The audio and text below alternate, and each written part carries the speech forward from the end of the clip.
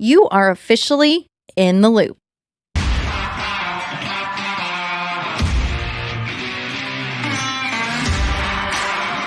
Welcome to In the Loop podcast. I am your host, Jordan Jo Hollabaugh, professional rodeo athlete, entrepreneur, and a full-time cowgirl. I'm married to my best friend, and we are blessed to get to do what we love every day, and that is travel around the world and rodeo. My goal on this podcast is to promote the Western industry and specifically the sport of breakaway roping. On In the Loop, we bring you behind-the-scenes stories of what real life looks like every day from cowgirls, cowboys, industry leaders, producers, trailblazers, and all of the like, sharing stories of the Western culture and the lifestyle that they live daily. You are now officially in the loop. Let's get to it.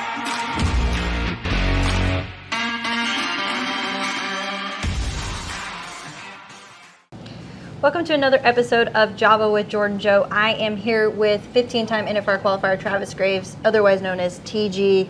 Thanks for coming to the show today. Thanks for having me. So I have to ask you, like I asked your partner Luke Brown, your wife Tamika has been helping me with some of these questions and formatting. Did you marry somebody with the same initial as you? Just so, I mean, was that a selfish thing, or? It just happened. God picks your spouse or whatever. So I don't know where I'd be without her. She's always been there and been behind me the whole way. Yeah. And that's one thing I love about rodeo and talking to everybody is it's a family sport. Yeah. We do this as a family. We travel as a family. You bring your kids along with you. Me and T, we're pals. He's going to be a calf roper someday. I'm sorry to let you know that. Some days he wants to be a calf roper, some days he wants to be a team roper. So I want him to do both. Yeah, that'd be good. He'll probably do both. But yeah. I love the fact that as you're out there pro rodeoing, you get to see him travel around, make friends with everybody. I call him the governor because he literally makes friends with everybody. He has no strangers. You know, he goes around the rodeo and speaks to everyone and has his heroes. That's pretty cool. Yeah. Another thing that's pretty cool is you've won over $2,500,000 in your career of rodeoing. Does it seem like you have been rodeoing this long, or does it seem like you've just started? No, it seems like it was yesterday was my first time I ever made the NFR. Really, 2008 was my first time to make it, and it's crazy how fast a year goes by. You know, just like this year, it seems like Odessa was just started there January 5th, and then here we are. Here's another year. NFR's around the corner, and you know, it goes by so fast, but I guess when you enjoy it and you love it as much as I do and you don't mind putting in the work, it's just every day's what you love to do. You just don't think about, it's not a grind, you know. Right. So you just go out there and you do it, and a year passes pretty fast. I think something that's really surreal is some days I'll wake up and just realize God lets us do this. He allows us to get to do this every day, and it makes it pretty special. It is. It's awesome for the talent that he's blessed me with and my family, and now seeing T rope, and my daughter True likes to ride, my wife ropes. It's what we do every day, so it's pretty cool. I talked to your wife Tamika, and she told me she's tried to rope on your horse a little bit, and she said she clearly does not have what you have. She said that when you ride in the box, your horse is calm and patient and does what he needs to do, and for some reason when she rides him, he comes undone and is very prancy and excited, and she brings all the things out in him. But I think it's because she's a little high-strung like me. Right. That's got to be her. She's just nervous, I guess. No, I don't know. You know, I call him Night Rider. He's just kind of a special horse. You know, we get each other, and I know how he is, and I know his twerks, and just kind of get around him and know what he likes. And so I try to get along with him, and he works good for me, and he's been really good this year. Well, one of the things that she said that really stood out to me was you have a way to get these horses to trust you. And the longer I rodeo, the more I realize that if they don't trust you and you guys can't back in there and do your job as one, really, there's no really other way to be successful. So how do you create that trust in these horses over the years to be able to execute and do your job every time? I think it's just knowing the horse. You know, every horse is different. They all have personalities. Like Manny that I've had forever that I won so much money on. He was kind of had his own personality, you know, like you learn that, and you get along, you don't abuse them, and you become friends, and they'll give you everything they got. Yeah. And it's just kind of special to to get them to that point, Yeah. to get them to that high level to where they'll give you everything they got every time. And that's how, I got everything I got. I mean, honestly, Yeah. to have that great horse time and time again, and then move on and have another great horse. That's the hard part to me, and that's it's being a horseman and being around horses a lot, and kind of adapting to each one. Well, and over the years, as you've rodeoed, you've had different horses of different styles. You've started trends, I think, that now we see young guys today doing and trying to pull off shots like you pulled off. What do you attribute that to as roping has progressed over the last couple decades to where it is now? Man, you're right. It's changed so much from the first year that I made it. I think it's the times have changed as far as the way you ride your horse, the way you ride the corner. It takes such a fast horse nowadays, a fast horse with fast feet, to be able to leave the corner of the box, to get out in the middle of the arena, to get to the spot where I can throw first hop. And at the beginning of it, you didn't have to do that as much. You could take the third hop shot and still be all right. But nowadays, it seems like it's gotten so tough that if you're not riding that athletic horse that's going to be able to get you to that spot, you can't do it every time. You can't be consistent at it. You can pull the shot off here and there, but overall to win every time or have a better shot is being a horseman and being able to consistently adapt. Pull it off. Yeah. Your partner, Luke Bryan, we call him. Yeah. He said that you guys made over 80% of the short rounds this year, which is uncalled for. I mean, Yeah. those stats are pretty dang neat. So you must have consistently done it over and over again. Yeah, we made a lot of short rounds. We caught a lot of steers this year, and that was kind of our game plan. Honestly, I mean, we knew that was going to be kind of our style, and at the end, the average, the 2 and a shorts, the average is time and a half. That's where a lot of the money is, and a lot of the points nowadays for Sioux Falls and Puyallup, and that's how they give you the points. So it was really a advantage for us to make a lot of short rounds in our style. Well, and let's talk a little bit about your game plan and your feed program. I know that we all feed greatness here at Purina, but there's such a science behind it. Just like you were talking about breaking down your run from the start to how fast you have to get there to all of the things. Where have your feed program evolved from where you started to now? And are you feeding your horses something different to get more out of them, or where are you at with that? Yeah, I think a couple of horses are different. A couple are hotter, run hotter than the others. A couple that I have that are a little laid back. So, like Night Rider, he's pretty high maintenance as far as I feed him Ultium, and he really eats it well and does really well on it on the road. And Chip, which I've had for quite a while, made several NFRs on him, 5 I think.